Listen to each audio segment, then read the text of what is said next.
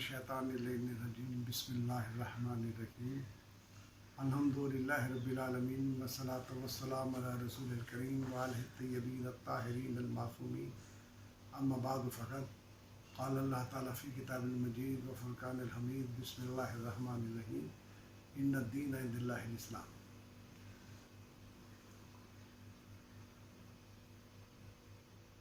جی بولیں۔ میں نے آپ کے سامنے جی ناظرین اکرام، میں نے آپ کے سامنے جائے مبارکہ تلاوت کرنے کا شرف حاصل کیا ہے۔ اس میں خالق کائنات ہمیں اطلاع دے رہا ہے کہ جو دین اسلام جس پہ ہم کاربند ہیں، جس پہ عمل کر رہے ہیں، جس کے لیے ہم جانوں کے نذرانے بھی پیش کرتے ہیں، محنتیں بھی کرتے ہیں، مشقتیں بھی کرتے ہیں، دور جا کر تبلیغ بھی کرتے ہیں، جس کو اسلام کہتے ہیں، اللہ فرما رہے ہیں یہ میرا دین ہے۔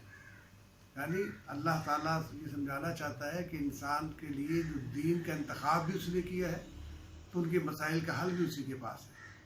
تو ہم دیکھتے ہیں کہ آج کل لوگ مشکلات میں گھرے ہوئے ہیں، اور جب مشکلات میں گھرے ہوتے ہیں تو پھر یقیناً کسی رہبر کی تلاش میں ہوتے ہیں، کسی عالم کی تلاش میں ہوتے ہیں، کسی عامل کی تلاش میں ہوتے ہیں۔ تو ایسے میں یہ علاج جب ممکن ہوتا ہے، روحانی علاج، کہ جب آپ کو پہلے سبب معلوم ہو، کیونکہ بہترین طبیب وہ ہے جو خود جان جائے مریض کو دیکھ کر، نہ کہ اس سے پوچھے، اسے معلوم ہو جائے کہ اس کو کیا تکلیف ہے، اس کا کیا علاج کرنا ہے۔ تو روحانی استخارہ بھی اسی ایک چیز کا نام ہے کہ استخارہ کا معنی ہے کسی سے پوچھنا۔ اور ہمارے ہاں عموماً ہم لوگوں سے نہیں پوچھتے، بلکہ ہمارا پوچھنے کا مقصد یہ ہوتا ہے کہ ہمیں قرآن کی روشنی میں، دین کی روشنی میں کچھ ایسی مشکلات کا حل مل جائے جس سے ہمیں پتہ چل سکے کہ ہمارے ساتھ کیا ہو رہا ہے۔ تو میں آپ کو یہ باور کرانا چاہتا ہوں کہ ہر انسان مشکلات سے دوچار رہتا ہے۔ دوسرا، کبھی خواہشات کا شکار ہو جاتا ہے، کبھی ماحول کا شکار ہو جاتا ہے، کہیں معاشی اور مالی بدحالی کا شکار ہو جاتا ہے۔ خوشحالی میں تو کسی کو یاد نہیں رہتا کہ ہم نے استخارہ کرنا ہے یا نہیں کرنا ہے۔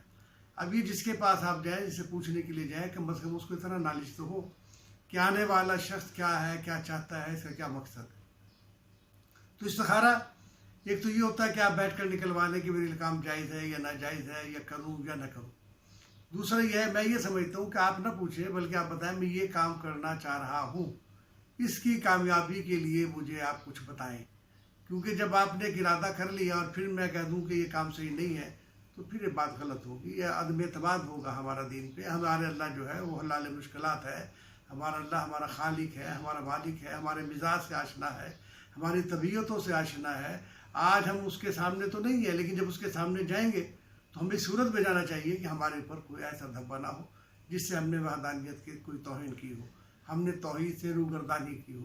تو اسی لیے ان سلسلہ میں دعائیں بڑی مجرب ہوتی ہیں۔ دعائیں جو ہے وہ یہ ہے، اور دعا کا سب سے بڑا سبب یہ ہے کہ مانگنے کا حکم ہے۔ امام زین العابدین علیہ السلام فرماتے ہیں، اللہ اگر تیرا حکم نہ ہوتا دعا کرنے کا تو میں دعا کو تیری رضا میں مداخلت سمجھتا۔ میں کون ہوتا ہوں کہ یہ نہیں یہ کر دے، ایسا نہیں ایسا کر دے۔ چونکہ تیرا حکم ہے دعا کرنے کا، لہٰذا میں دعا کرتا ہوں۔ تو ہمارا بھی کام یہ، ہم دعا کرتے ہیں، پہچان لیتے ہیں، دیکھ لیتے ہیں قرآن کی روشنی میں۔ میں نے اس سلسلہ میں ایک کتاب بھی لکھی، استخارہ بالقرآن، اور وہ استفادے کے لیے مومنین مجھ سے لے سکتے ہیں، استعارن بھی لے سکتے ہیں، لے جائیں اور پھر واپس لوٹا دیں، میں ان کے لیے حاضر ہوں۔ اس میں تمام چیزوں کے بارے میں نے درج کیا ہے اور یہ بتایا ہے، اس میں وقت بتایا کس وقت استخارہ کیا جاتا ہے، کس دن استخارہ کیا جاتا ہے، اور دن کے کن کن اوقات میں استخارہ کیا جاتا ہے جس میں ہماری مشکلات کا حل نظر آ رہا ہو۔ تو آج میں آپ کو آسان طور پہ بتانا چاہتا ہوں کہ یہ معاشی مسائل سب کے ساتھ ہیں۔ کوئی ایسا بندہ نہیں جو معاشی مسائل سے دوچار نہ ہو، تو اس کا علاج بھی ہمارے پاس قرآن پاک میں ہے۔ تو ہم نے جب یہ دیکھ لیا، یہ جانچ لیا کہ ہمارا استخارہ یہ بتا رہا ہے، جو روحانی استخارہ ہے، کہ انہیں معاشی مشکلات ہیں، تو ہمیں ان کے لیے حل بتانا پڑتا ہے۔ تو میں آج آپ کو معاشی مشکلات کا حل بتانا چاہتا ہوں کہ سب سے بہترین نسخہ یہ ہے کہ آپ ہر نماز کے بعد، پنجگانہ نماز کے بعد ایک تسبیح پڑھیں سورہ قریش کی، اور اس کے بعد سورہ مائدہ کی آیت نمبر 113 اور 114 ایک مرتبہ پڑھیں۔ اول آخر 14 مرتبہ آپ درود پڑھیے گا، اور جس مقصد کے لیے آپ پڑھیں گے یقیناً آپ کو کامیابی ہوگی۔ اور ساتھ ساتھ ایک اور، ان کے جو افعال ہیں، ان کے جو کردار ہیں، ان کے جو اعمال ہیں، ان کی جو تعلیمات ہیں محمد علیہ محمد کی، اس میں بھی پتہ چلا کہ رزق کے حصول کے لیے ایک بہترین نماز بھی ہے جو ہدیہ کیا جاتی ہے جناب ام المومنین بی بی خدیجہ الکبریٰ کا، کہ یہ وہ عظیم خاتون ہیں جن کی تمام دولت اسلام پہ کام آئی ہے۔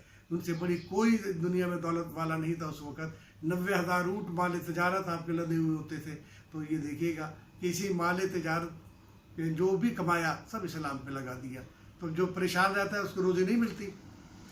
اگر وہ روزانہ یہ معمول بنا لے کہ صبح فجر کی نماز کے بعد 2 رکعت نماز ہدیہ کرے گا ام المومنین جناب خدیجہ الکبریٰ کا، تو میرا یہ وعدہ بھی ہے اور دعویٰ بھی ہے، اس لیے کہ دعویٰ بغیر دلیل کے نہیں ہے.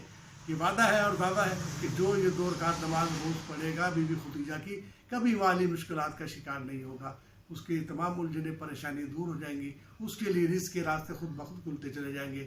اسی طرح کچھ لوگ ایسے ہیں جو مسلسل بیمار رہتے ہیں، کبھی کہیں درد ہو رہا ہے کبھی کہیں درد ہو رہا ہے، تو ان کے لیے بہترین علاج یہ ہے کہ اگر وہ قرآن پاک سے ہی استفادہ کریں تو سب سے بہتر ہے. تو اس میں سورہ والعادیات جو ہے وہ 9 مرتبہ پانی میں پڑھ کے دم کریں اور اس کو پئیں.